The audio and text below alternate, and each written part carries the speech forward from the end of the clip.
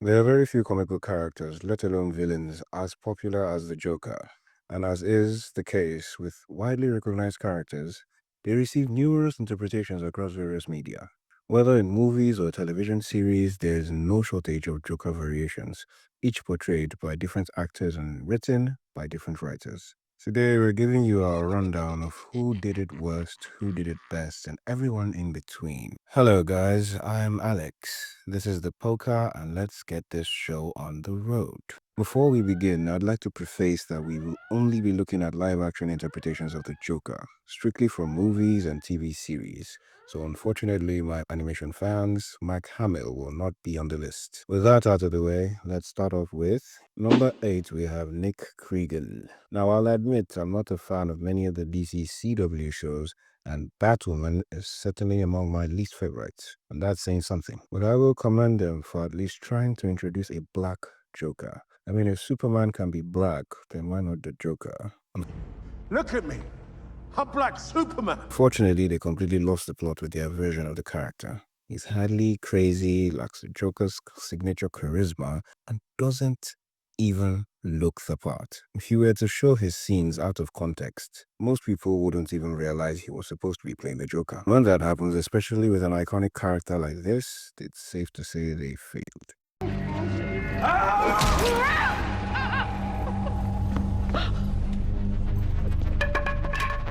I wonder who we got next.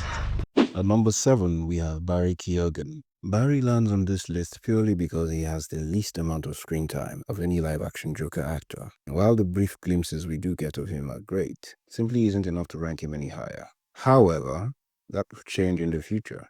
When? That's anyone's guess. Barry is a talented actor, and from what little we've seen, he has the potential to pull off the role rather well. But until we see more, including his full costume and mannerisms, this is where he stands. You think they deserved it? Number 6 on our list, we have Jared Leto. Jared Leto. Where do I even begin? On one hand, he certainly looks like the Joker, and he's definitely got the craziness down, but not much else. If anything, he's too crazy. It becomes unsettling as his performance goes on, and unfortunately, it feels like Jared is trying way too hard. His portrayal is bad because it's overacted. If he has to dial everything up to 11 for us to believe that he's the Joker, and his performance suffers for it. The vibe was also completely off. He was far more of a gangster than a typical criminal mastermind the Joker is meant to be. The more I watched him, the more I found myself asking, how is this guy supposed to be a serious threat to Batman? And therein lies the biggest problem.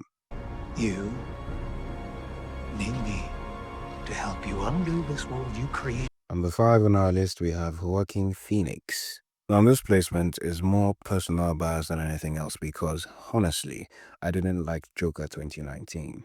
No, I'm not talking about Joker Folie Deux. I'm talking about the first movie. It simply wasn't my cup of tea. That said, I do understand the point of it.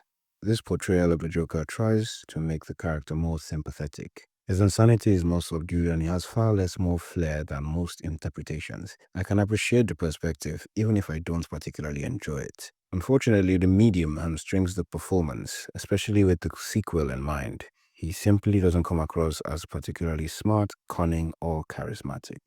The journey to becoming the Joker was interesting, but when we see him in his full form, I was left thinking, okay, so is that it all? And maybe it's just me, but I think the Joker needs more than that. Also, again, how is this guy supposed to go toe-to-toe with Batman? Oh, why is everybody so upset about these guys? At number 4, we have Cameron Monaghan. Cameron played the Joker in Gotham, and I don't know if this is a hot take or not, but I actually really liked his portrayals. Throughout the series, Cameron plays 2 Jokers. 3 if you count the weird prosthetic one at the end. And they all feel completely different, while still maintaining the essence of the character. That said, they lean more into the crazy and less into the cunning aspect of the Joker. But I get it. It's far from generic, and that's a plus on my book. The acting is great, the costume is passable, and the concept, though poorly executed, was at least interesting. Props to them for trying. There'll never be one like you. At number 3, we have Jack Nicholson.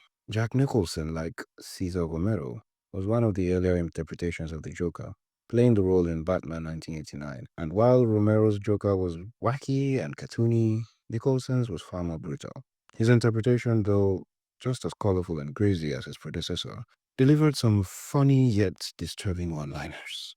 However, his portrayal had one major issue. He was a little too scary, especially with that prosthetic smile. He also felt more like a mafia crime boss than the anarchy-driven Joker we've all come to know. Think crazy Al Capone in a clown suit. And while that does work, I just think there are stronger performances, and for that, he lands here. Well, it's time to retire. Feel free to drop in. At number 2, we have Cesar Romero, the original Joker.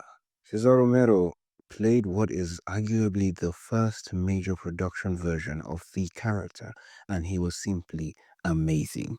He looked the Joker, he laughed the Joker, he acted the Joker. And while his performance may feel dated, especially for modern audiences, he set the standard.